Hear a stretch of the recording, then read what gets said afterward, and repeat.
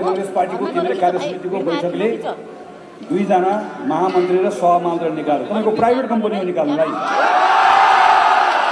तपाईले घरबाट निकाल्नु भएको हो। 9 कक्षाको थिए, 9 कक्षाको नेपाली कांग्रेसको झण्डा बोकेर हिँड्दै गर्दा 46 सालको आन्दोलनमा लडेको हुँ, 62-63 को आन्दोलन त हाँकेको पनि हुँ र 2488 जना महाधिवेशन प्रतिनिधि जम्मा भएको हल हो यो। हिम्मत छ ती प्रत्येक साथीलाई कारबाही गर्ने हिम्मत छ। फेरि कारबाही कसले गरे? तपाईहरु मात्र निर्वाचन आयोग जान्नुहुन्छ।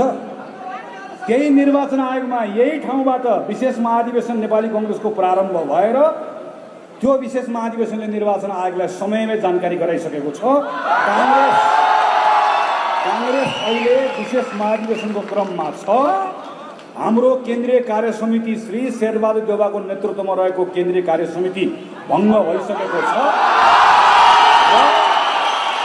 हामी अहिले नयाँ केन्द्रीय कार्य समिति चयन गर्ने क्रममा छौं। यो सिङ्गो देशले सुनिरहेको छ, देशभरिको नागरिकले पनि सुनिरहेको छ। नेपाली कांग्रेस पार्टीभित्रको आम देशभरिका साथीहरूले सुनिराख्नु भएको छ। यो हो नेपाली कांग्रेस, यहाँ छ कांग्रेस। यहाँ नेपाली कांग्रेसका श्रद्धेय नेता बीपी कोइरालाको, श्रद्धेय नेता गणेशमान सिंहको परिवारको सदस्यहरू हुनुहुन्न, तर त्योभन्दा ठुलो परिवारको सदस्य हामी हो। गणेशमानको सन्तान, हामी हो बीपी कोइरालाको सन्तान, हामी हो।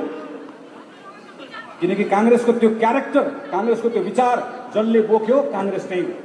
त्यसैले म पार्टीका साथीहरूलाई आग्रह गर्न चाहन्छु, हस्ताक्षर गर्नुभएको सबै महाधिवेशन प्रतिनिधि साथीहरू र यहाँ सहभागी हुनुभएको साथीहरू, तपाईहरु सबैले आज यहाँबाट गइसके एकपटक सोच्ने बेला आएको छ। अब हामी आफ्नो काम अगाडि बढाउँछौँ।